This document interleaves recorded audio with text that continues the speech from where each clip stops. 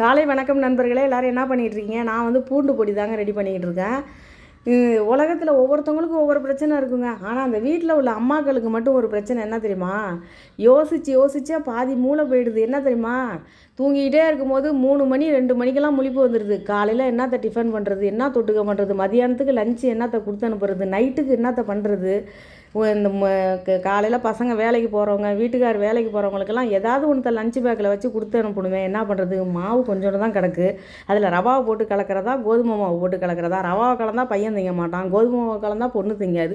இது ரெண்டுத்தையும் கலந்தால் இவரு திங்க மாட்டார். எப்படி கலந்து எப்படியாவது ஒரு பேக்கை கட்டி கொடுத்து அவங்கள 3 பேரையும் வெளியில் அனுப்பணுமே. என்ன பண்ணுறதுன்னு யோசிச்சே பாதி மூளை போயிடுச்சு. இன்னும் கொஞ்சம் தான் இருக்குது. ஐயோயோயோயோ, நாட்டில் அவங்கவுங்களுக்கு என்னென்னமோ கவலை. இந்த வீட்டில் இருக்கிற அம்மாக்களுக்கு மட்டும் இந்த கவலை தான்.